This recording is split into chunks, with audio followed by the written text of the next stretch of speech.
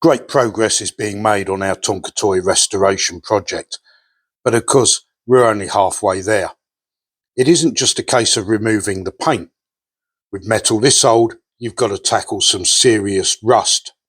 And if you don't deal with things like these rust spots here on this piece, you're going to have disaster with your finished project. Take it all the way. It really is worth the extra effort, and deal with those rust spots before you go to primer.